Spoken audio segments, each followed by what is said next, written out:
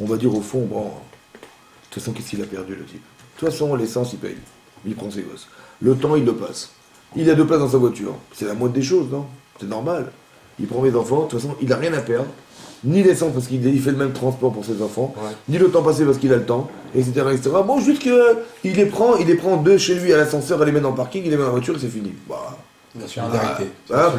Solidarité, mitzvah, tout ce que vous voulez. Donc, au fond, à la limite, j'aurais été à sa place, j'aurais fait la même chose. C'est normal ou pas? À l'arrière, il y a plus d'ambiance, on lui rend service, quoi. En plus, je lui donne les gosses, il essaie de copains de ses enfants, ils sont super contents. Ah, je lui fais une tova, il a un peu besoin de les garder. Tu vois? Ok. Mais pourquoi en vérité je réfléchis comme ça? Pourquoi je réfléchis pas hein? Je dis attends, moi j'aurais payé quelqu'un, j'aurais payé une nourrice, j'aurais payé une famille. Hein? On doit se faire bonne conscience. Mais pourquoi? C'est ça qui est intéressant, vous allez comprendre. Parce il est gêné, elle est gênée la personne. Parce qu'en vérité on ne veut pas être tributaire. Parce qu'au fond de nous on a un désir de liberté, un désir d'indépendance. Or si je sais que je vais devoir lui redevoir, j'ai pas envie. Donc instinctivement, je vais dire que c'est pas grave. Je vais argumenter dans le sens de toute façon, il perd pas grand chose. Alors que j'aurais dû dire, c'est moi qui perds énormément et j'aurais dû avoir le ressort de lui dire merci. Ouais. Mais en vérité, j'ai pas forcément envie. Pourquoi? Parce que d'arriver à dire merci quelque part, c'est courber les chines et de dire je suis dépendant de toi. Et ça, j'ai pas forcément envie. Ouais. Donc je vais dire, au fond, il va pas perdre grand chose. Et alors, vous avez compris? Ce vrai problème, en vérité, il est extraordinaire parce que dans les couples, dans la vie avec les enfants, etc., on ne veut pas forcément dire merci. Parce que si je dis merci, ça veut dire que je reconnais que l'autre existe. Et ça me rend pas forcément, ça me rend indépendant de l'autre. Et j'ai pas envie de vivre cette dépendance. Alors je veux dire que finalement, c'était normal. Vous comprenez ce que ça veut dire ça? C'est énorme. Et si on n'arrive pas à trouver que c'était normal, ça veut dire qu'on le gêne vraiment, quoi. On ne trouve pas la loi. Comment on fait par exemple si ça le gêne vraiment en fait? Parce qu'on ne peut pas trouver que. Ça gêne qui? J'ai pas compris. C'est-à-dire qu'on ne peut pas montrer que. Ah, on ne veut pas montrer? Non, on peut pas par exemple. Je sais pas comment on dit. Dans le cas où ça gênerait qui? Non, bah, ça gênerait celui qui prend les enfants. Ah, de quoi? Ouais, bah, par exemple, je sais pas. Si. Ah, si tu es un jour embarrassé de les prendre. Ah ouais. C'est une autre différence. Par exemple, imagine-toi, là, dans l'exemple que tu donnes. Imagine-toi au bout de 6 mois, le voisin qui prend les types tous les mois, là, tous les enfants tous les mois, il vient voir un jour le type, la veille, il dit écoutez, bonjour monsieur, voilà, demain je suis très embarrassé parce que demain j'ai une réunion avec mon patron et je ne pourrai pas prendre des enfants. Le type qui est redevable, il va dire ah bah ça tombe bien, j'espérais que vous alliez un jour me demander, comme ça je peux vous rendre le service. Et le type qui ne reconnaît pas, il va dire attendez, vous me prévenez, attendez, quelle heure il est là? Vous me prévenez à cette heure-ci, mais j'ai pas prévenu mon patron, comment je vais faire moi demain? J'ai prévenu personne. T'es vrai ou pas? Si je pense que c'est normal, alors je vais dire, bah tiens, il aurait pu me prévenir avant quand même, il y a 20 minutes, ouais. Alors que si je suis reconnaissant, je dis, mais purée, mais ça tombe bien, j'avais un tellement grand manque de te rendre le service que tu me rends tous les jours, que je dis, tiens, bah, c'est l'occasion de jamais, bah il n'y a pas de problème, avec plaisir. T'as compris la différence? Quand tu as construit le manque chez toi du désir de rendre service à l'autre parce que quelque part tu es redevable, alors tu n'attends qu'une occasion, c'est qui donne le demande. T'as compris? Mais si quelqu'un, de toute façon c'est normal, et que moi aussi je l'aurais fait à sa place, etc., et que je me décharge en fait de ce que j'ai reçu de l'autre, alors je suis embêté parce qu'il m'a demandé de faire un truc qui est un effort supplémentaire pour moi qui me dérange. Et s'il ne demande pas? Eh ben, il faut le remercier en lui offrant des cadeaux. Il faut faire des cadeaux, il faut faire quelque chose. Il faut montrer. C'est très important la reconnaissance. Parce qu'on a besoin d'être reconnaissant, ça vous allez comprendre pourquoi c'est fondamental. Vous avez dit que c'est pas bien d'avoir des cadeaux, de recevoir des cadeaux. Oui, mais c'est-à-dire que c'est celui qui reçoit, mais celui qui doit donner, ça n'a rien à voir. Toi, on t'a fait une tova un jour, on t'a fait du bien, tu dois donner un cadeau à celui qui t'a donné. L'autre, il ne veut pas être dépendant, ça veut dire comme ça. L'autre, c'est comme le kavod, les honneurs. On dit on fuit les honneurs. On ne peut pas recevoir les honneurs. Pourquoi? Parce que c'est des honneurs, ça veut dire d'être victime, quelque part, de j'existe parce que je reçois. Tu vois? Ok. On dit non, pas de kavod. Par contre, tu refuses de kavod, tu refuses d'honneur. Mais toi, il faut que tu saches choisir le kavod. Par exemple, ton père, il rentre, tu dis bonjour papa, tu respectes ton père. On te dit tiens, tu vas monter les gens à la Torah. Donc tu vas monter les gens à la Torah, bah, ça dépend du kavod des gens. Il y a le président de la synagogue, il y a le rav de la synagogue, et machin. Tu peux pas monter des gens avant ces gens-là. Donc il y a un respect des gens en fonction de la hiérarchie des gens. Donc c'est le kavod, donc c'est le mesurer. Toi tu fuis le kavod, mais c'est parce que tu le fuis que tu ne le connais pas. C'est parce que tu refuses des matanotes que tu ne sais pas faire dépendre tes actes de quelque chose. Tu vois, oui. Donc c'est pareil. Donc ça veut dire que dans l'idée, il faut savoir que c'est ça le piège en fait. Vous comprenez? Quand on reçoit, on est redevable. Voilà. Mais ça, donc d'un côté, on sait que c'est comme ça. Ouais. Parce qu'on reçoit de façon permanente ce que nous donne Hachem. Ouais. Et d'un autre côté, quelque part c'est voulu. Parce que si on ne recevait pas autant, ouais, peut-être que on ne se dirait pas on doit respecter ce qu'Hachem nous a demandé. Ouais, de façon... Regardez, j'ai même pensé à une chose comme ça. J'ai dit, avec ce principe-là, écoutez bien. C'est quand même bizarre qu'Hachem, tout ce qu'il leur a fait au clan Israël, quand même. Il les a sortis d'Égypte, avec les plaies d'Égypte, avec tout ce qu'il y avait derrière, tous les miracles qu'il y a eu derrière. On est, la chrétienne, tout machin, l'ouverture de la mer Rouge. Au final, qu'est-ce qu'il a fait de ces gens-là? Il les a fait des gens dépendants de lui. Parce que qui peut refuser la Torah maintenant? Qui aura l'audace de dire je veux pas, ça m'intéresse pas, personne. Ouais. Après tout ça. Mais pourquoi Hachem il a fait ça? Pourquoi il nous a rendu tributaires de lui, carrément tributaires? Pour qu'on puisse dire un jour, j'accepte la Torah sans réfléchir. D'accepter sans réfléchir. D'avoir confiance en lui. Il a tellement nourri la confiance qu'on a de lui, qu'on va pouvoir accepter la Torah sans la question. Pour qu'on accepte tout. Et après, on va se poser un milliard de questions. Mais pour qu'on puisse tout accepter, alors Hachem nous a rendu tributaires.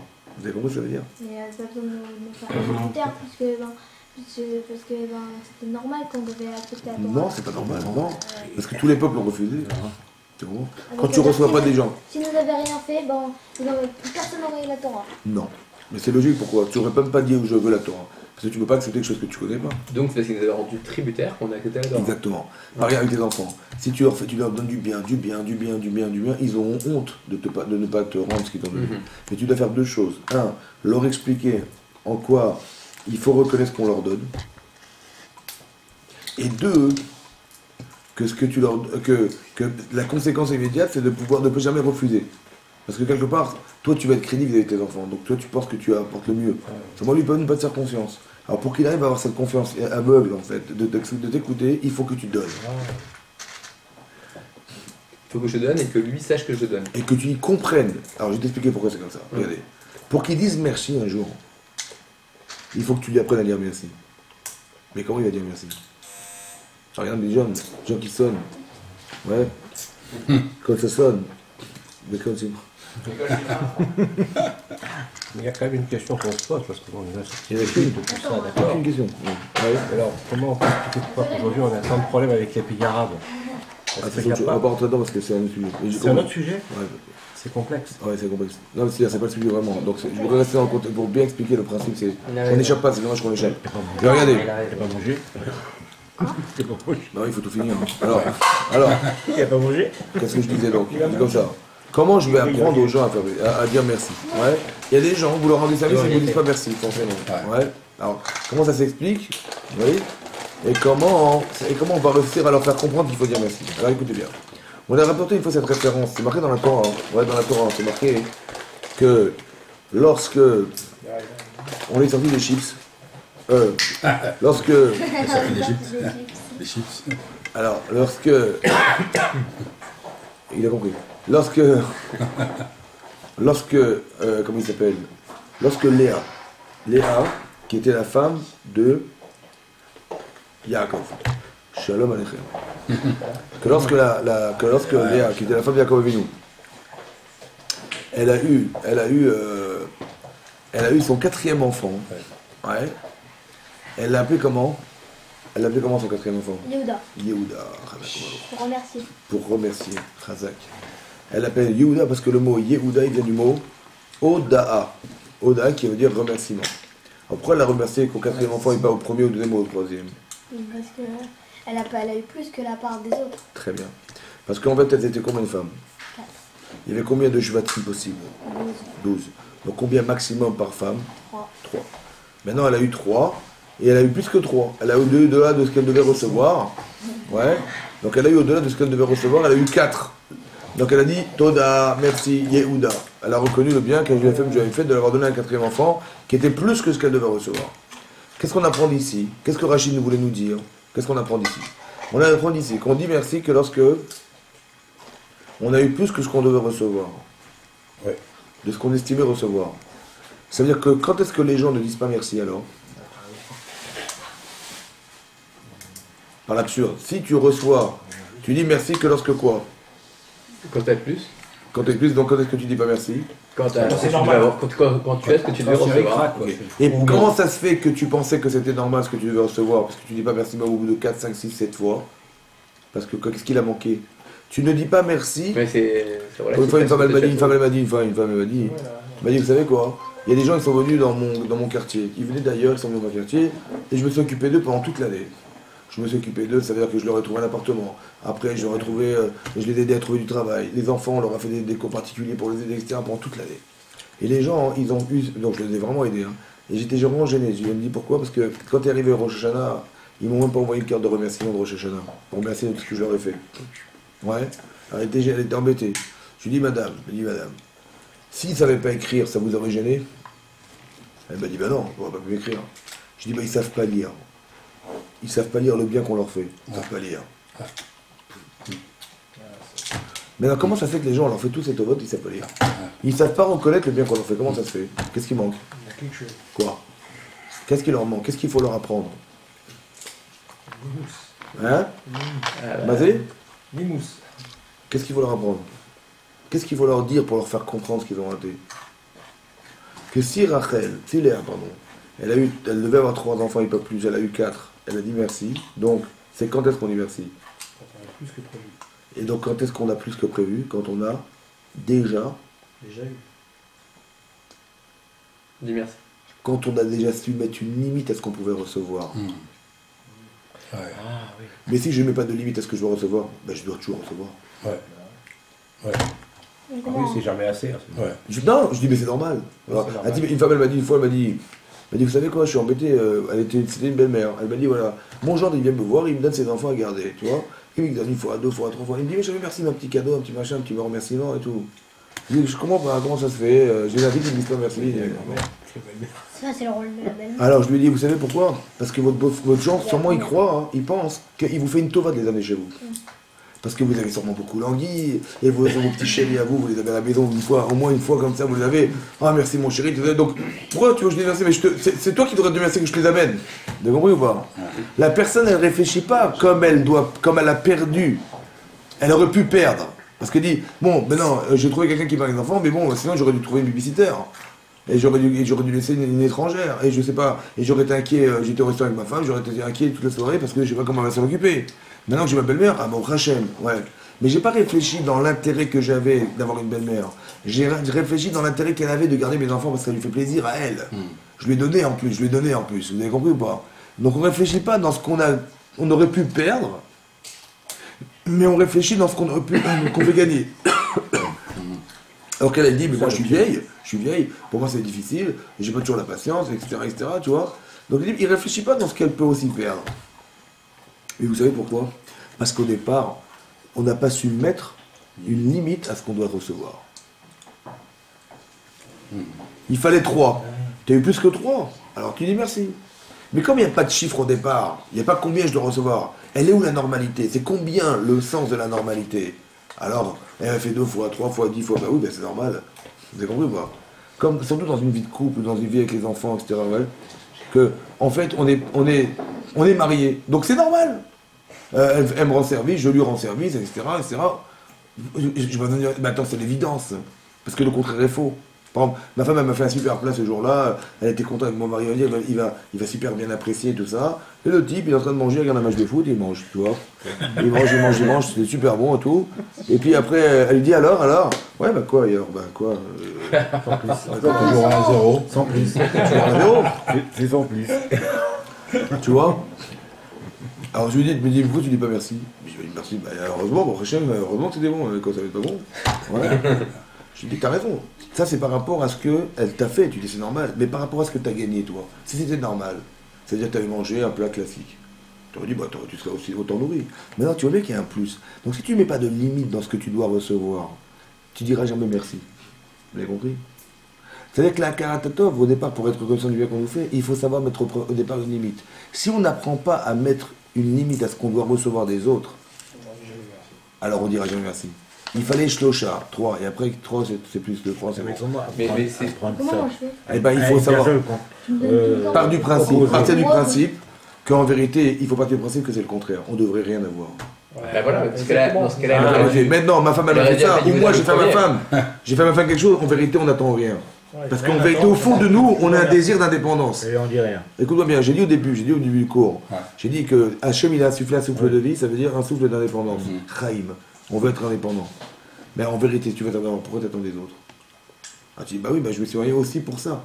Aussi pour ça. Je dis, mais en vérité, au fond, tu devrais te gêner d'abord. Ouais. Si tu veux être indépendant. Mais non, cette gêne, elle doit exister. Aussi dans le positif. De te dire, ah, elle m'a fait. Alors que sans elle, j'aurais été obligé de faire moi-même. Ouais, et ben c'est un plus pour moi. Bien sûr, parce que j'aurais dû faire moi-même. Mais alors, je ne l'ai pas fait moi-même. Seulement, je ne sais pas réfléchir dans ce que j'aurais dû faire, mais dans ce qui est normal qu'elle fasse. Vous comprenez? Alors, c'est pour ça que je ne suis pas forcément redevable. Mais il faut que j'arrive à réfléchir dans ce que j'aurais dû faire. Et là, je dis, ah, bah, tu vois, par exemple, imagine ta femme, elle part en voyage. D'accord? Et vas-y, occupe-toi des gosses. Allez, amuse-toi. Ouais, il faut, ah bon, faut que tu prennes les matins, tu les habilles, les machins, te mènes à l'école. Le soir, ils viennent, tu les fais, tu les le bain, tu les couches, le machin, il faut dormir, ils sont. T'as fait ça une semaine, elle fait ça tous les jours. Ouais, c'est là que tu te rends compte, ah ouais d'accord, ouais, j'avais pas compris. Mais ça veut dire que tu te rends compte du manque. Tu vois combien elle prend maintenant. Tu vois, hein? Non mais c'est vrai. Autant les deux dans les deux sens. Tu vois, tu dis une femme sans son mari aussi, elle n'aurait pas eu d'enfant, ouais, etc., etc. Elle n'aurait pas eu la chance de le bonheur dans la voie, elle n'aurait pas eu la chance de vivre en couple, de vivre en couple. L'homme il fait un peu à sa femme, il n'y a pas le merci. Ben, la bouche existe, la bouche existe. Tu peux dire, voilà, tu vois, ça m'aurait fait plaisir de te rendre compte que j'ai fait en plus, j'ai fait un effort. Il faut oser dire, c'est pas grave. Sans vexer les gens, tu dis voilà, tu vois, j'ai fait un effort et j'attendais ce que tu ressentes. Tu dis voilà, j'ai passé du temps dans la cuisine, etc., etc. Pour moi, c'était pas évident et je l'ai fait pour te faire plaisir. Il dit ah excuse-moi, chérie, machin. Donc il a compris que c'était un plus quand même. Voilà, il y avait quelque chose de plus, c'était plus agréable, c'était meilleur, c'était plus appréciable à voir aussi. Donc c'est un plus de savoir quelle est la limite du normal et que ce qui est plus que normal. T'as une voiture sans vernis, une voiture avec vernis. Tu dis, oh, mais c'est brûlé, mais d'accord, mais t'es content quand elle est vernie ta voiture, t'as pas de rayures dessus, t'es content. Donc quand t'as une voiture en plus, bah, il faut apprendre à mesurer. Qu'est-ce que la normalité? Et après, si ça dépasse la normalité, alors, vous avez vu, 1, 2, 3, elle n'a pas dit merci. Elle a dit merci après 4. Ça veut dire qu'il faut savoir absolument mettre une limite. Excuse-moi, juste une chose, l'habitude fait que ça devient normal aussi. Hein? L'habitude fait que ça devient normal. Par exemple, dans le cas du couple, comme tu le disais, bah, tous les jours, entre guillemets, quand c'est quelqu'un d'extérieur, on va dire ah, merci beaucoup parce qu'on le voit tous les 6 mois, disons. C'est vrai. Mais quand c'est ton conjoint, bah, comme c'est tous les jours comme ça, bah, ça devient. Tu dis merci peut-être au début. Oui, mais qu'est-ce que tu veux dire par là? Je veux dire par là que ma femme elle ne dit pas merci à chaque fois que je la poubelle. Mais est-ce que ça justifie le fait de ne pas dire merci? Ou c'est le danger qui est caché derrière qui nous empêche de dire merci? Ce que tu dis en vérité, c'est pas de dire ah bah c'est une norme, c'est le contraire. C'est le danger qui existe dans le fait d'être habitué, accoutumé à vivre avec la personne. Mais c'est un danger ça. Parce que je perds des valeurs. Tu comprends? Alors que si je ne veux pas rentrer dans cette routine en disant bah tiens je dirais merci et je veux entretenir cette relation, en vérité qu'est-ce que je fais en vérité? C'est du respect ça, tous ces trucs, des petits détails comme ça. Mais oui, mais ça s'appelle vivre. Ça s'appelle vivre. Voilà, c'est vraiment vivre. Merci. Ah mais c'est vivre. Ça veut dire que sinon, en vérité, j'ai pas dit deux choses. Imagine le mari ou la femme. La femme, elle est gênée, elle est frustrée même à la limite de se dire tiens j'ai fait des efforts, il m'a pas considéré. Donc elle dit mais j'existe pas forcément pour lui, peut-être qu'il m'aime pas. Et je commence à poser des questions, tu vois. Alors que lui dit bah non mais c'était l'habitude, c'est l'habitude normale. C'est le contraire. C'est pareil, c'est la même chose ça tout d'abord. Simplement que d'en discuter ensemble déjà.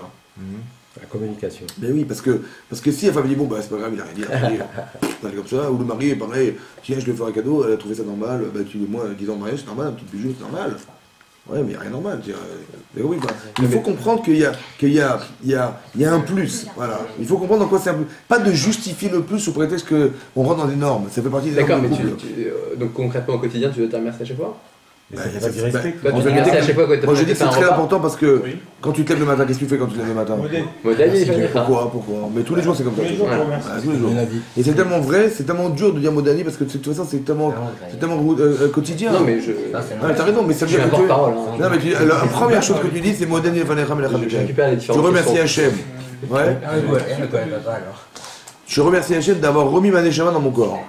Chez Redata Benishmati. Parce que si elle tombe chez le voisin, je suis embêté quand même. Bon.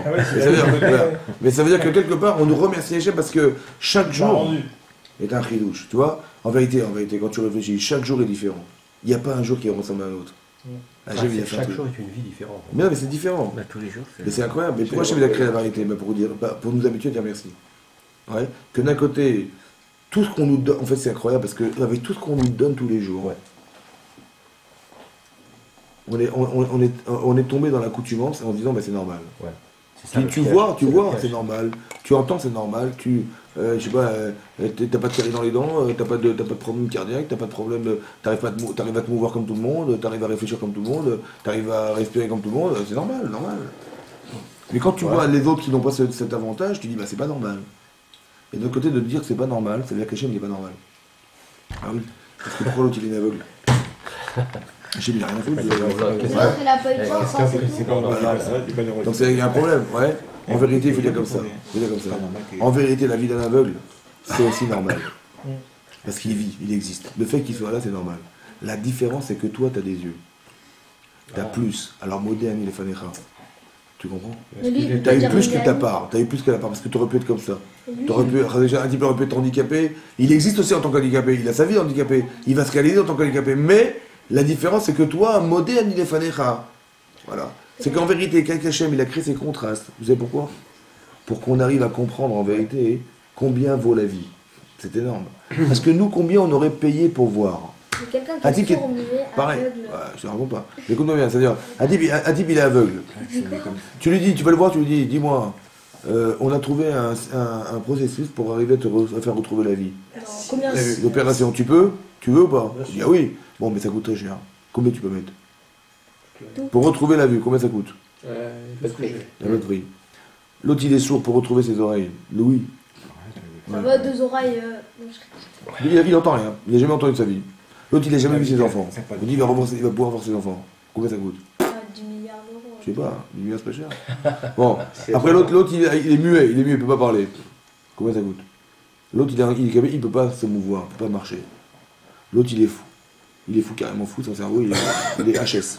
On dit, on va voir ses parents, on dit, vous savez, on a trouvé un nouveau cerveau avec une greffe et votre enfant, il peut retrouver son autonomie et pouvoir penser un jour. Combien ça coûte, ça? Combien ça coûte? Tout l'or du monde. Bon, mais nous, en vérité, on a reçu, combien ça nous a coûté, nous? Voilà. Donc combien on aurait été d'accord d'investir pour l'avoir? Tout ce qu'on a. Et je ne vous donne pas tout le reste, parce qu'il y a beaucoup de choses à qu'on reçoit. Combien on aurait été prêt à payer pour avoir ce qu'on a eu gratuitement? Ça veut dire qu'on a investi des milliards en nous quand même. Puisqu'on était prêt à les payer pour les avoir. On a investi des milliards. Mais est-ce qu'on se rend compte qu'on vaut des milliards? On se dit, mais non, c'est normal. On vaut des milliards. Parce qu'on est prêt à tout. Vous avez dit tout. On ne peut même pas mesurer. On vaut des milliards. Donc au moins, la minimum, c'est de reconnaître ce qu'on dit. Mais c'est marrant qu'on est tombé dans un principe où. Mais non, c'est normal. Comment ça fait qu'on est tombé dans ce principe de normalité? Parce qu'on n'a tellement pas envie de croire qu'on est dépendant de cette énormité-là. Alors on préfère dire que c'est normal. Ouais. Parce que le désir. Ce que tu disais au tout début, Au c'est début, c'est que ça. on n'a pas envie de reconnaître parce Parce que quelque part, être tributaire. on va être tributaire de. On ne veut pas être tributaire. Alors Hachem, il dit, mais allume les nérodes, c'est-à-dire, rends-moi un peu de ce que je te donne. Mhm. Pour te soulager.